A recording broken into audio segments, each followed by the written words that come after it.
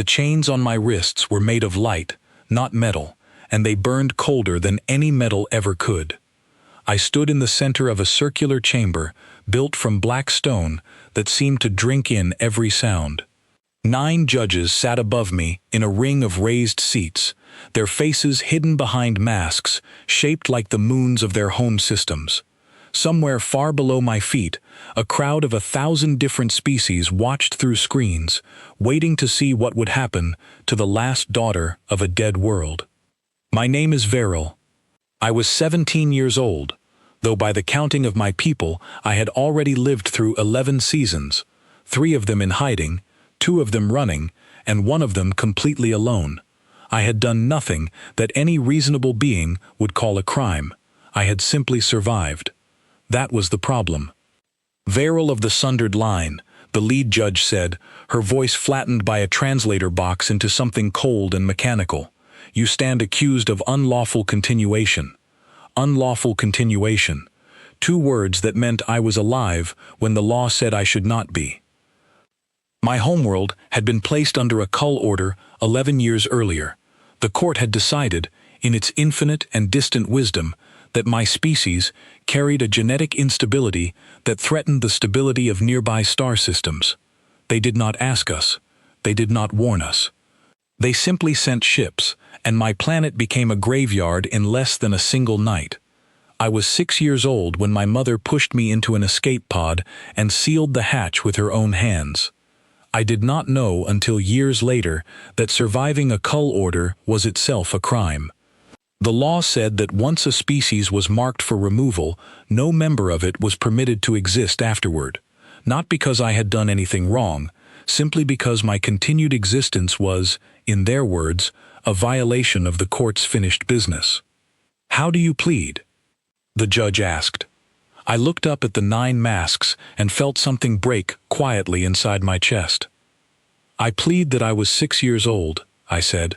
My translator implant carried the words out in a dozen frequencies at once. I plead that I did not choose to be born. I plead that surviving is not a crime any decent law should punish. A murmur ran through the crowd of watching species, but the judges did not move. They had heard pleas like mine before. They were not moved by pleas. They were moved by law, and the law was clear. The plea is noted and rejected, the lead judge said. Sentencing will proceed. I felt my knees begin to shake. I had known this moment was coming since the bounty hunters caught me 3 months earlier on a mining station at the edge of civilized space. I had told myself I was ready for it. I was not ready for it. The sentence for unlawful continuation, the judge continued, is dissolution of consciousness, to be carried out within 1 rotation of this chamber's cycle. Dissolution of consciousness. Not death exactly, something worse.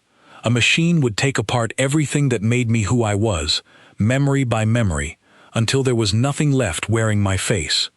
They called it merciful, because the body would continue to function afterward, emptied and useful for menial labor in the outer colonies. I called it the ending of everything I had ever been. I did not cry. I had promised myself years ago that I would never give this court the satisfaction of my tears. I stood as straight as my shaking legs allowed and stared directly into the judge's mask, refusing to look away. Does any being present wish to speak on behalf of the accused? The judge asked. It was a formality. In 11 years of watching these trials from hidden corners of the galaxy, I had never once seen anyone answer that question. A chair scraped somewhere in the observation gallery. I turned my head, along with every judge, every guard, and every watching eye in that chamber, toward the sound. A man was standing. He was tall, with sandy brown hair and the kind of nervous energy that suggested he had not planned to do what he was about to do. He wore the plain gray uniform of a low-ranking diplomatic attaché, the kind of uniform nobody in that chamber would normally bother to notice. "I do," he said. The chamber went utterly silent. Even the ever-present hum of the translator boxes seemed to hold its breath. The lead judge tilted her masked head as if trying to remember what species this creature belonged to. State your designation. Daniel Whitfield, he said, Junior Attaché, Terran Diplomatic Mission. A ripple of sound moved through the gallery, something between a laugh and a gasp. Terran, human. I had heard of them only in passing, a young species recently allowed into galactic society on what everyone called a probationary basis. They had no seat on any council. They had no standing in any court. They were, by every measure this chamber respected, nobody.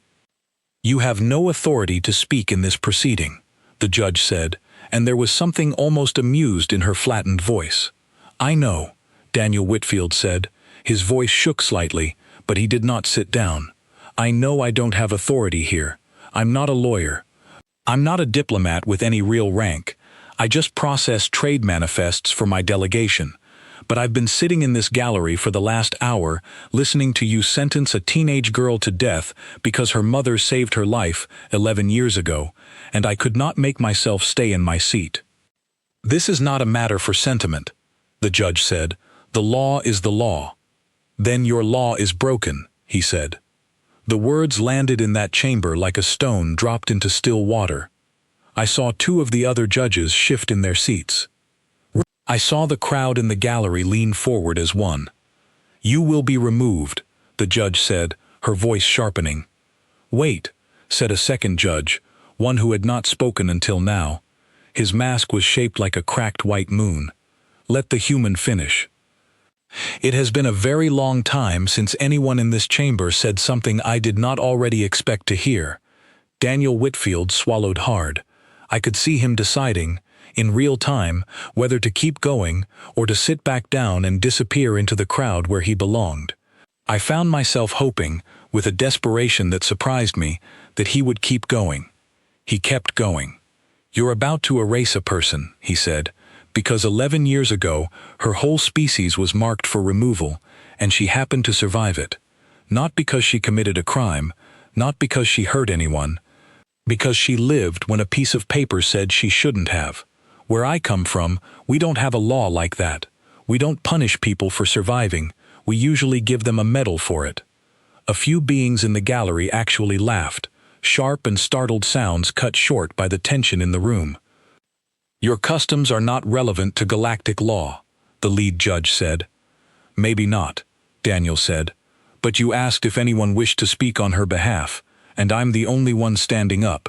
That has to mean something, even in a room this old and this sure of itself. The 9 judges exchanged glances, masks turning toward masks, in a silence that stretched long enough for my heart to slam against my ribs a dozen times. I did not dare to hope. Hope had cost me too much already in my short life.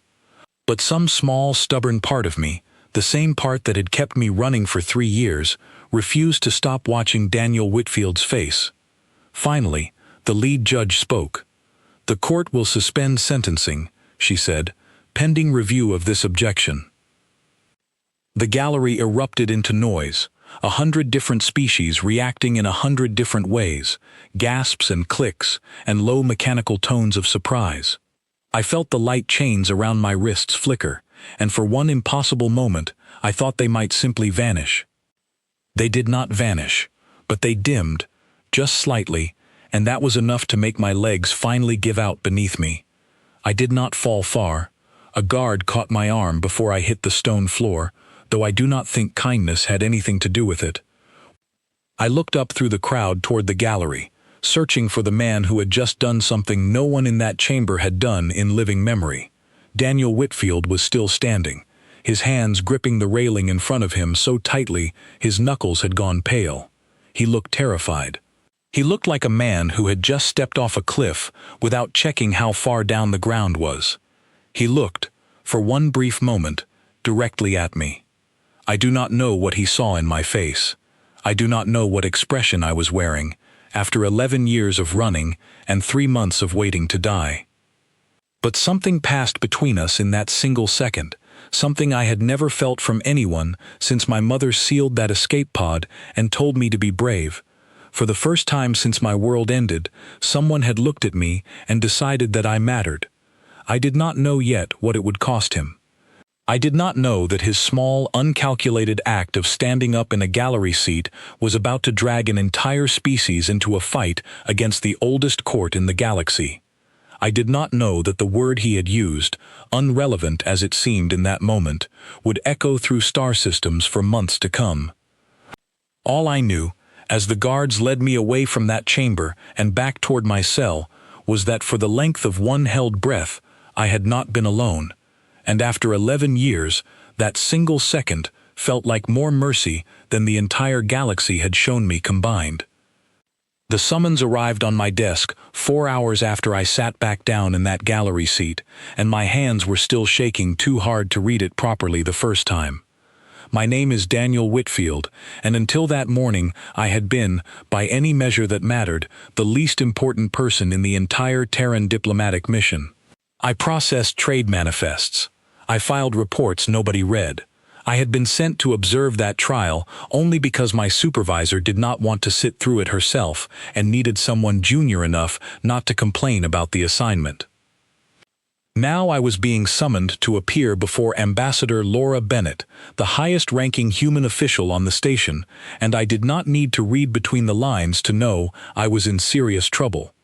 Her office sat at the very top of the human delegation tower, with windows that looked out over a starport busy with ships from 100 worlds. Laura Bennett was standing at those windows when I walked in, her arms folded, her back to the door. She did not turn around right away. "Do you have any idea," she said quietly, "what you just did?" "I spoke up for a kid who was about to be executed for the crime of being alive," I said. My voice came out steadier than I expected, though my heart was still hammering. "You spoke up in the Galactic Court," Laura said, finally turning to face me. Her expression was not angry exactly. It was something closer to disbelief. Without authorization, without rank, without a single shred of legal standing. "Do you understand that humanity has been a member of galactic society for less than 6 years? Do you understand how many species out there are still waiting for us to make one mistake big enough to justify throwing us back out of the assembly entirely?" "I understand," I said, though in truth I had not thought about any of that in the moment. I had only thought about the girl standing in those light chains, about the exhaustion in her eyes, about a courtroom full of powerful beings who had already decided her life was worth less than a formality. "The court has agreed to review the sentencing," Laura said, sitting down heavily behind her desk, "which means they have agreed to review whether humanity, as a species, wishes to take formal responsibility for a girl the entire galaxy has already decided is a walking violation of interstellar law." "So take responsibility for her," I said. Laura looked at me like I had suggested she jump out of the window behind her. "Do you understand what that would mean? It would mean Earth accepting custody of a being every major power in this sector considers a legal impossibility. It would mean putting every trade agreement, every diplomatic relationship, every ounce of goodwill we have spent 6 years building at risk over one girl neither of us has ever met." "Then let me meet her," I said, "before you decide she isn't worth the risk."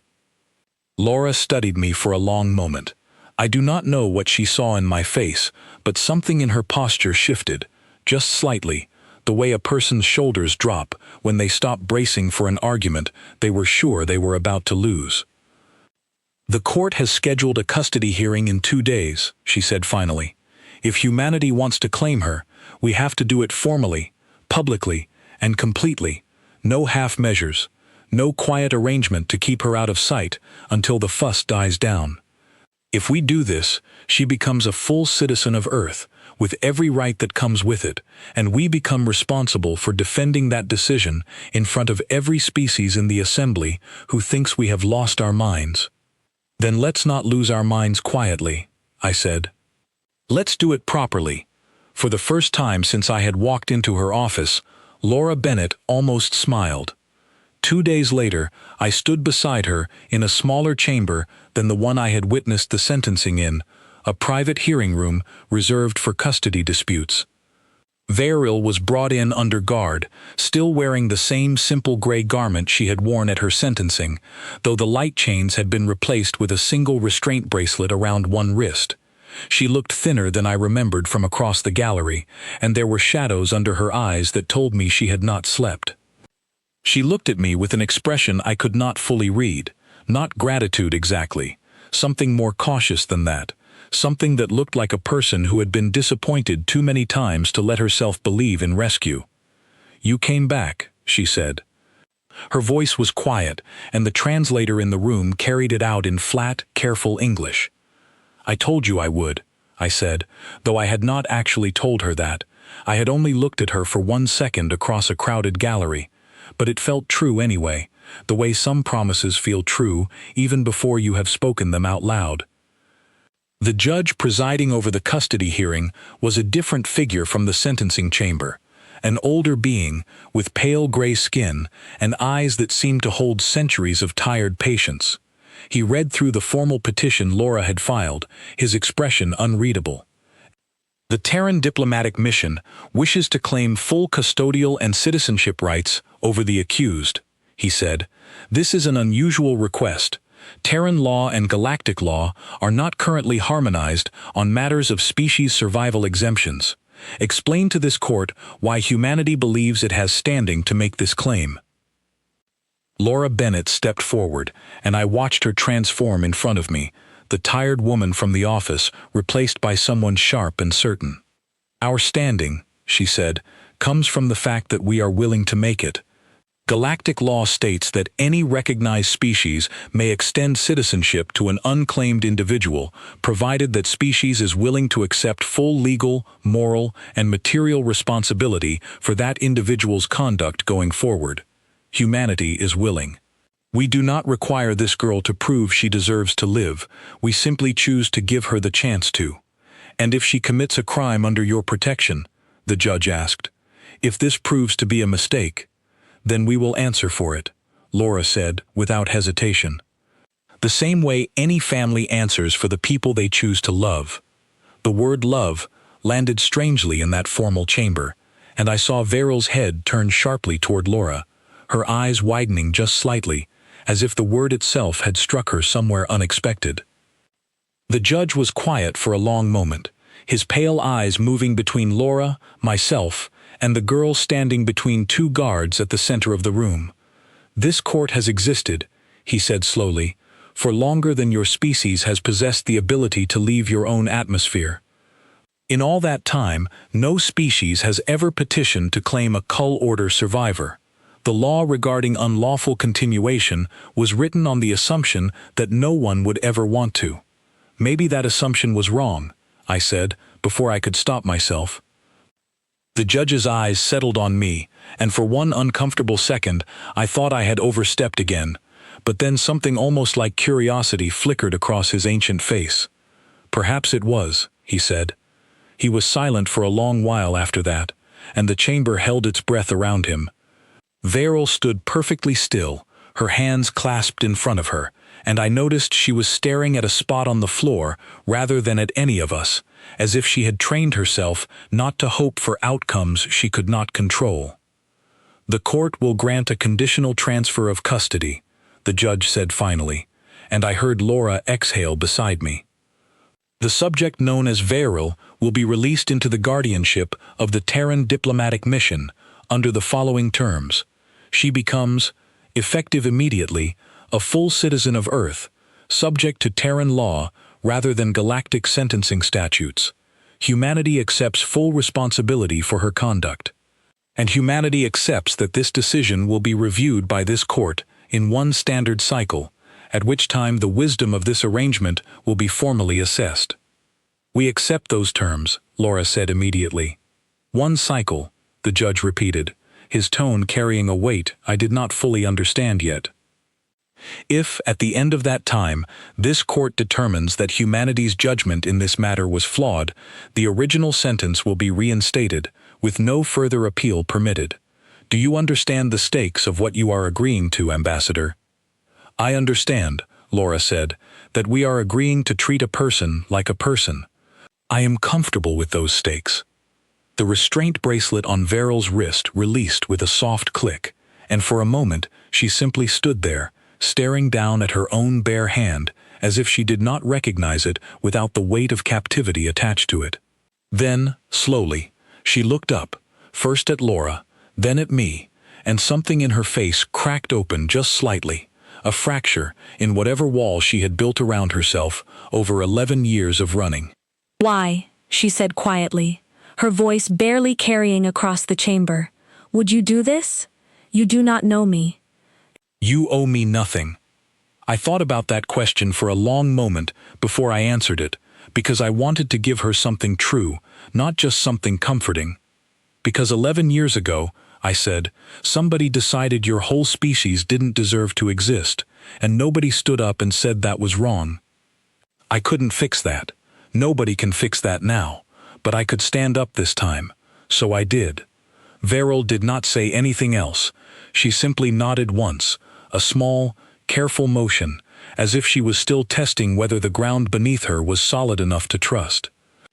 As we walked out of that chamber together, guards falling away behind us for the first time in 3 months of her life, I heard murmurs rippling through the small crowd of observers who had gathered to watch the hearing. Some of them sounded curious. Some of them sounded openly scornful, already predicting the disaster humanity was about to bring upon itself. I did not care what they thought. I was watching Veril instead, watching the way she flinched slightly at the sudden lack of chains around her wrists, the way her eyes darted toward every exit out of old habit, the way she kept glancing sideways at Laura and me as if waiting for one of us to change our minds and drag her back. We were not going to change our minds. I did not know yet exactly what that decision would cost humanity in the months ahead, how many old alliances would strain under the weight of it, how many enemies we had just made simply by refusing to look away from one girl's suffering. I only knew that walking beside her through that station corridor, watching her take her first free breath in 11 years, felt like the single most human thing I had ever done. And somewhere behind that fear, still written across her face, I thought I saw, just barely, the beginning of something that might one day become hope. The ship that carried me to Earth was small and loud, and nothing at all like the sleek, silent transports the galactic fleets used, and I loved it instantly. I did not expect to love anything so soon after walking free from that courtroom. For 11 years, love had felt like a dangerous thing to allow myself, a soft place an enemy could find and press against until it broke me. But there was something about the way that ship rattled and groaned around me, the way the crew laughed, too loudly, at jokes I did not understand yet, that made the tight coil of fear in my chest loosen, just slightly, for the first time in longer than I could remember.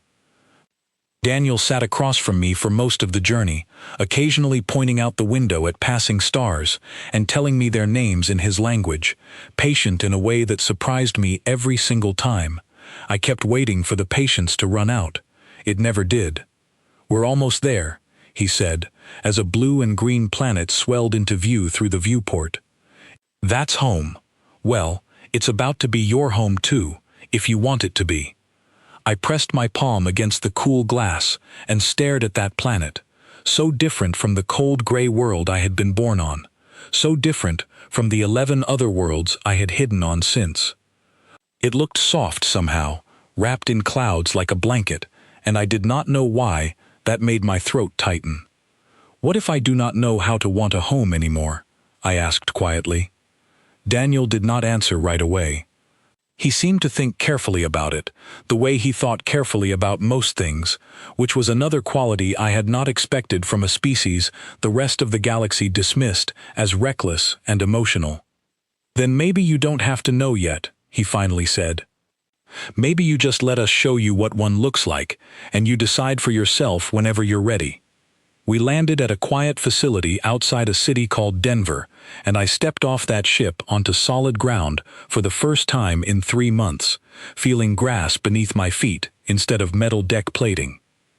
The air smelled strange and green and alive in a way that made my chest ache with a longing I could not name. A family was waiting for us near the landing pad.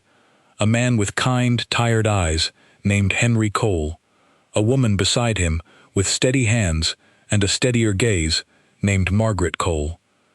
And a boy, perhaps a year or two younger than me, standing slightly behind his parents, with the wide, unguarded curiosity of someone who had never once in his life needed to hide. "This is Oliver," Margaret said, gesturing to the boy.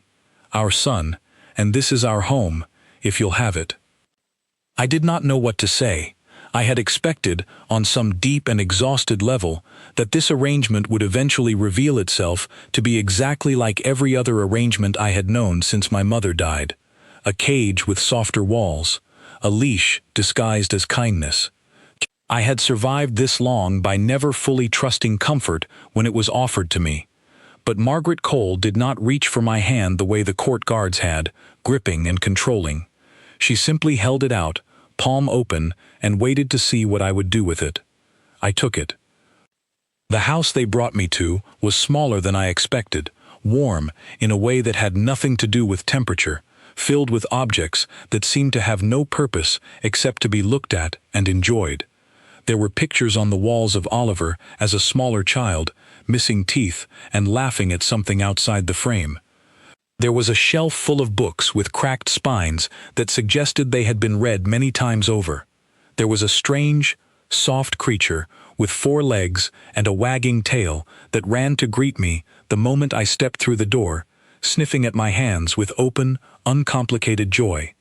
"That's Bear," Oliver said, grinning at my startled expression. "He likes everybody, even weird alien girls." "Oliver," Margaret said sharply, though I could hear the laughter underneath her warning tone. "It's fine," I said, and found, to my own surprise, that I meant it. I have been called worse things by beings who were considerably less friendly than your dog. Oliver laughed, a bright, unguarded sound, and something about hearing it loosened another knot in my chest that I had not realized was still tied so tight. The days that followed were strange in ways I had not prepared myself for, not strange like danger, strange like abundance. I did not know what to do with a room that was entirely my own, with no requirement to keep watch through the night, with a door that locked from the inside rather than the outside. The first 3 nights I slept on the floor beside the bed rather than in it, some deep animal instinct insisting that comfort this complete could not possibly be safe. Margaret found me on the floor the 3rd morning and did not comment on it, simply sat down beside me with 2 cups of something warm and sweet-smelling and waited until I was ready to talk. "You do not have to explain," she said eventually, when I still had not found the words. "But if you ever want to, I will listen."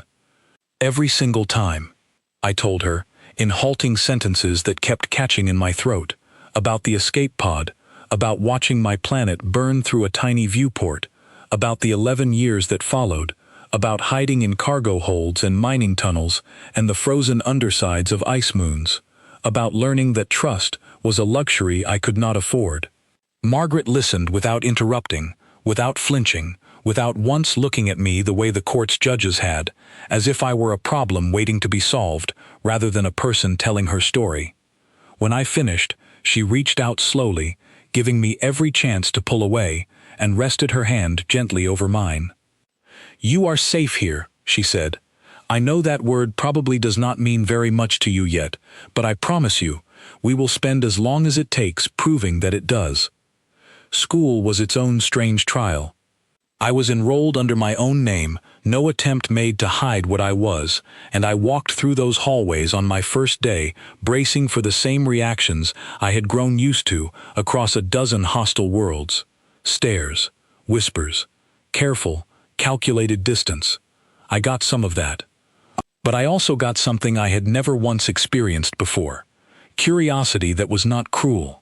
A girl named Grace Turner, who sat beside me at lunch on my very first day, simply because the seat was empty, and asked me, with genuine interest rather than suspicion, what my homeworld sky had looked like before it was gone. A boy who apologized, red-faced and stammering, for accidentally staring too long, as if staring itself were the offense, rather than what I was. "I'm sorry," he said. "That was rude of me. I didn't mean to make you uncomfortable." I did not know how to respond to an apology for something that, on every world I had hidden on before, would not have even registered as worth noticing, let alone worth regretting. I began keeping a small, careful list in my mind of these moments, these strange human habits that kept surprising me. The way they said thank you to machines that dispensed food, as if politeness cost nothing and should therefore be given freely. The way Oliver's friends included me in their games without ever once asking what use I might be to them. The way Henry Cole, coming home late from long shifts at the diplomatic mission, always checked in on me before he even took off his coat, simply to ask how my day had gone. The first time someone called me theirs happened on an ordinary evening, 3 weeks after I arrived, over a dinner table crowded with too much food and too much noise. A neighbor had stopped by, an older woman with silver hair and sharp, curious eyes, and she had looked at me for a long moment before turning to Margaret. "Is this your daughter?" she asked. "I heard you'd taken in the girl from the news broadcasts, but nobody told me she'd be joining you for dinner already." I froze at the table, waiting for Margaret to correct her, to explain the technical, legal, careful language of guardianship and custody that I had grown used to hearing applied to myself. Instead, Margaret simply smiled and reached over to squeeze my shoulder. "Yes," she said, "this is our daughter, Veril." The word landed somewhere deep in my chest, somewhere I had thought was permanently closed off after 11 years of running. Daughter, not ward, not asset, not liability under review. Daughter. I excused myself from the table shortly after, walking quickly out to the small back porch, where the cool evening air could hide the fact that I was shaking. I heard the door open behind me a few minutes later, and Daniel stepped out, sitting down beside me on the steps, without saying anything at first. "Are you all right?" he asked eventually. "She called me her daughter," I said, my voice barely steady, in front of a stranger, as if it were simply true, as if there were nothing complicated about it at all. "Isn't there?" Daniel asked gently. "I think it might be exactly that simple, if you let it be." I looked up at the darkening sky, unfamiliar constellations scattered across it, none of them the stars I had grown up beneath. And yet, for the first time since my mother sealed that escape pod 11 years ago, I did not feel like a stranger looking in from the outside of a world that had already decided what I was worth. "On my homeworld," I said slowly, "value was assigned. There were records, lineages, official designations that determined what a person was permitted to become. Here, it seems as though value is simply given, for no reason at all, because someone decides to give it. That's usually how it works with us," Daniel said, a small smile tugging at his mouth. "We're not always very logical about who we decide to love. We just do it anyway." I sat with that thought for a long time after he went back inside, watching unfamiliar stars scattered across an unfamiliar sky, feeling something unfamiliar and warm settle slowly into the empty spaces 11 years of running had carved into me. I did not know yet what the coming months would ask of this family, of this species that had claimed me with nothing to gain and everything to lose.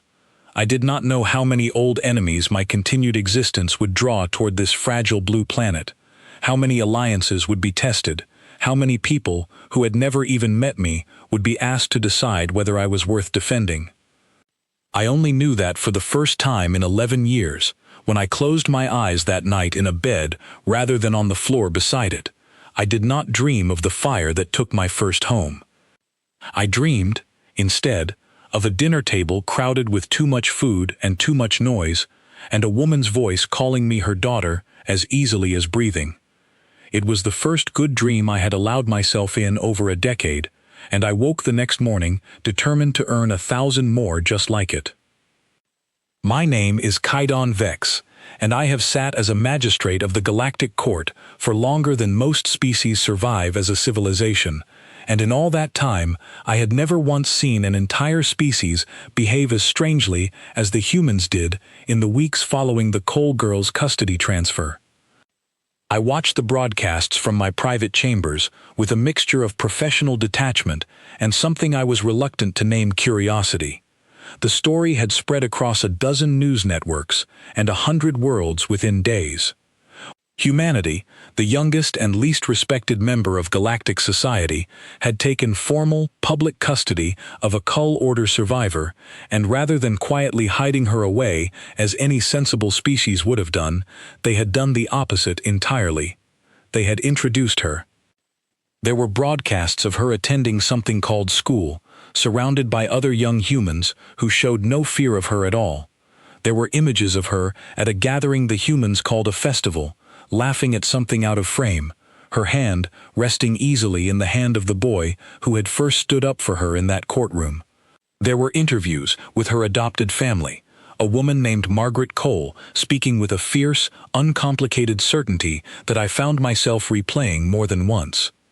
"She is our daughter," Margaret Cole said, in a broadcast that had been viewed across more star systems than any human transmission in the 6 years since their species joined the assembly.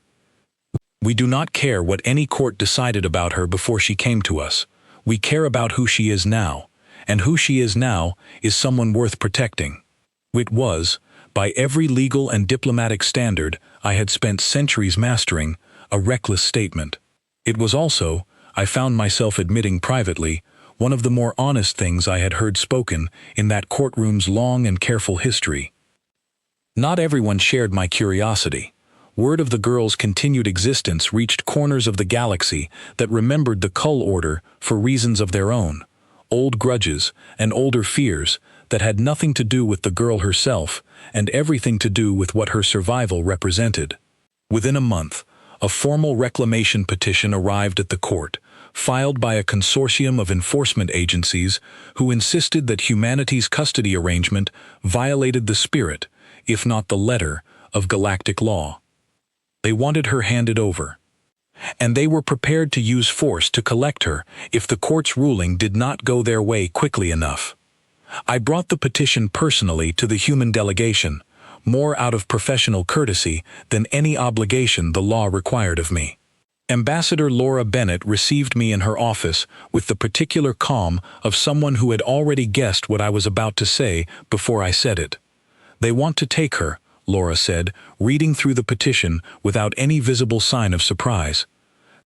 "They believe humanity's arrangement sets a precedent they find dangerous," I said.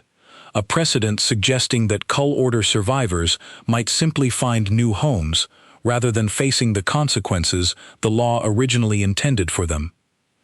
Several older species find that precedent deeply unsettling, because it threatens the idea that they were right to erase an entire world," Laura said, her voice flat and hard in a way I had not heard from her before. "Because it threatens the idea that the law means anything at all, if it can simply be walked around by whichever species is willing to make the loudest noise about it," I said, though even as I spoke the words, I found myself less certain of them than I once would have been. Laura studied me for a long moment. "What do you think, Magistrate? Not as a representative of your court, as yourself." I had not expected the question, and I found I did not have a ready answer for it. In centuries of service, no one had thought to ask me what I personally believed the law should be, only what it currently was. "I think," I said slowly, "that I sentenced a 6-year-old child to eventual death for the crime of surviving something her mother did to save her life. I think I have done that, or something very close to it, more times than I care to count, and called it justice each time because the law told me to. And I think your species is the first one in longer than I can remember to make me wonder whether the law and justice have quietly stopped meaning the same thing." Laura did not respond right away. When she finally spoke, her voice was quieter than before. "Then help us," she said, "not because your law requires it, because you just admitted it might not be right." I did not answer her that day. I returned to the court instead, carrying that uncomfortable question with me, like a stone lodged somewhere behind my ribs. The reclamation forces arrived at Earth's outer perimeter 11 days later, 3 heavily armed vessels flying the enforcement colors of the old consortium, demanding immediate custody transfer under threat of formal sanctions against the entire Terran species. I was present, by choice rather than assignment, when the human response came. It did not come from Earth's small and outmatched fleet, though those ships did take up defensive positions regardless of the odds against them. It came instead from something I had never once witnessed in all my centuries presiding over disputes between the powerful and the powerless. It came from the people. Broadcasts flooded every accessible channel across a dozen systems. Ordinary humans, not diplomats or soldiers, standing in city squares and outside government buildings on every continent of their world, holding up images of the girl smiling at that festival, chanting a single phrase in a language I did not need translated to understand. She stays. Margaret Cole stood at the front of the largest gathering, Henry beside her, Oliver holding tight to his father's hand, and Veril herself standing between them, her chin raised, her eyes steady, no longer the frightened, hunted creature I had sentenced in that courtroom months earlier. "You can send every ship you have," Margaret Cole said, her voice carrying across the broadcast to every corner of the crowd and beyond it. "You can threaten every treaty we have. But you will have to go through every single one of us to take her, because she is not a legal case to us. She is our daughter, and we do not hand over our children because someone decided, a long time ago, and for reasons that were never fair to begin with, that she wasn't allowed to exist." The crowd roared its agreement, a sound unlike anything I had heard in any of the older, quieter civilizations I had spent my long life among, uncalculated and unashamed and utterly certain of itself. I watched Veril's face during that broadcast more closely than I watched anything else. She was not smiling. She looked, instead, like someone absorbing something too large to fully process all at once, her eyes moving across that crowd of strangers who had never met her personally, all of them standing there anyway, all of them refusing to let her go. The reclamation forces did not withdraw immediately. There were tense hours, negotiations conducted at a distance, while 3 armed vessels held position at the edge of Earth's system, and humanity's entire small fleet arranged itself, hopelessly outmatched but utterly unmoving, between those vessels and the planet below. I intervened, in the end, though I am still not entirely certain what compelled me to do it. I filed an emergency review with the full court, citing my own presence at both the original sentencing and the custody hearing, formally requesting that the reclamation petition be suspended pending a complete re-examination of the unlawful continuation statute itself. It was not a popular request. Several of my fellow magistrates argued, not without reason, that centuries of settled law should not be overturned because one young species had made a great deal of noise about a single case. But I had spent centuries applying that law without ever once asking whether it deserved the certainty I had always given it. I was no longer certain it did. The law was written, I told the assembled court, to prevent chaos following the cull orders, to ensure that species marked for removal did not simply scatter and rebuild elsewhere, undermining decisions this court believed necessary for galactic stability. But I have spent recent months watching one survivor of such an order, and I find myself no longer convinced that removing her from existence protects anyone at all. I find myself wondering whether it ever did. The reclamation forces were ordered to stand down pending full review, a temporary reprieve rather than a final victory, but a reprieve nonetheless. I watched, from a discreet distance, as those 3 armed vessels reluctantly turned away from Earth's system and departed, and I watched the small, defiant human fleet hold its position until the very last ship had gone. I do not know, even now, whether I made that decision because it was legally sound, or simply because I could no longer look at Veril Cole's face, standing steady between the family who had claimed her against every rational expectation of that hostile galaxy, and continue pretending that the law I had served for centuries had gotten this particular question right. What I did know, watching those enforcement vessels retreat into the dark, was that something had shifted, not just in one girl's fate, but in the quiet, settled certainty of a court that had not questioned itself in longer than most civilizations survive. Humanity had not won that day through strength, or wealth, or ancient standing among the stars. They had won it through sheer, unrelenting refusal to let go of someone they had decided was worth keeping. I found myself, for the first time in longer than I cared to admit, deeply curious to see what a species capable of that kind of stubborn loyalty might yet become.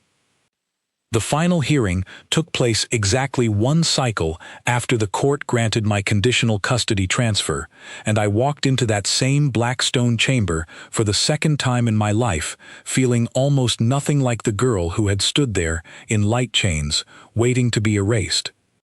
I was not alone this time.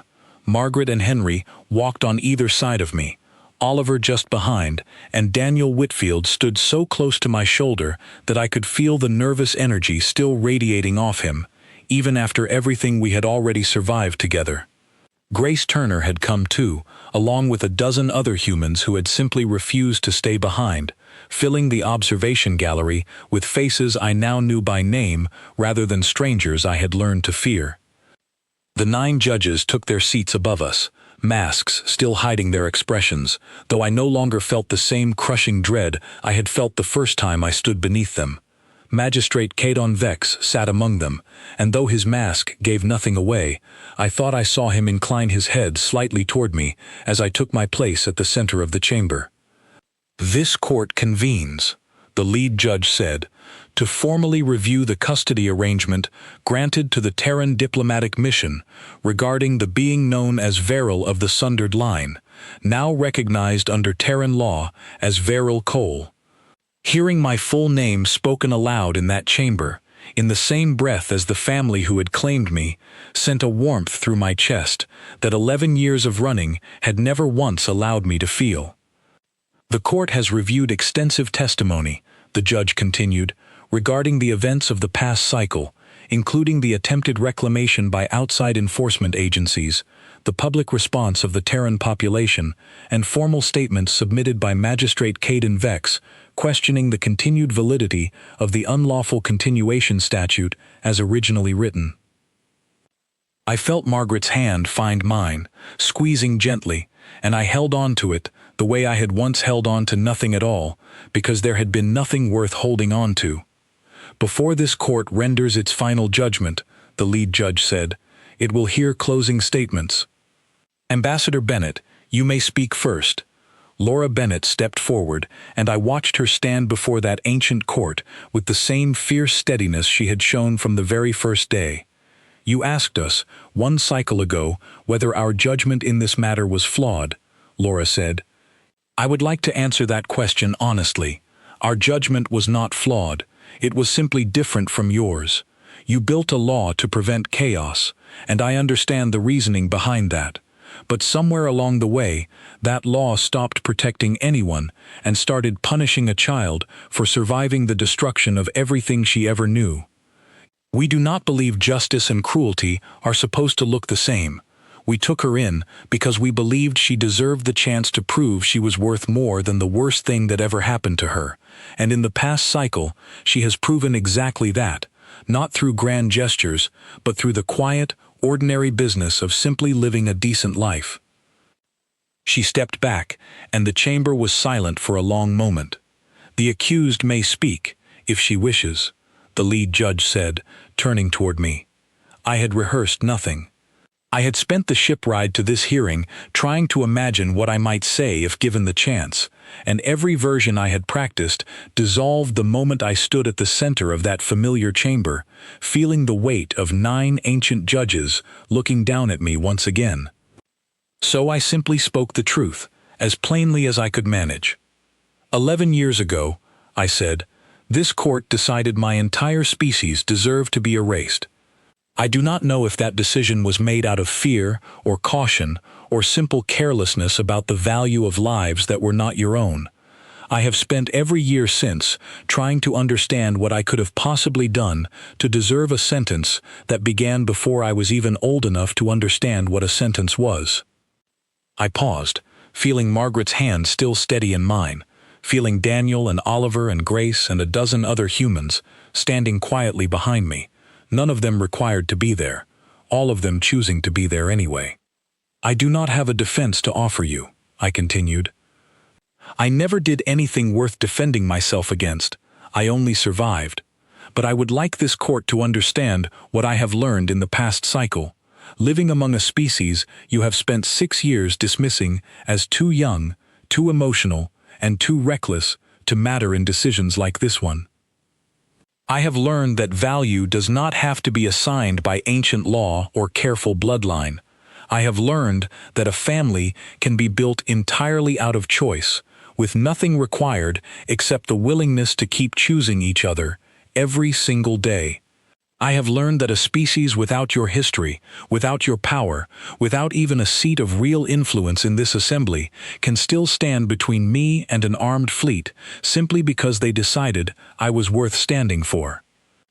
I looked up at the 9 masks above me, no longer shaking, no longer bracing for the ending I had once believed was inevitable. I do not know if I deserve to exist by whatever measure your law once used to decide such things, I said. But I know that I have spent the last cycle trying to become someone worth the risk this family took on my behalf. I would like the chance to keep trying. The chamber was silent for a long moment after I finished speaking.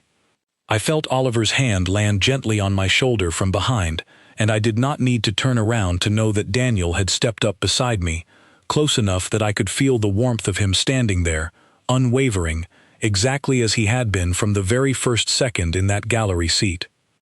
The 9 judges conferred quietly among themselves, their masked heads bent together, voices too low for the translator boxes to catch. I did not know how long that silence stretched.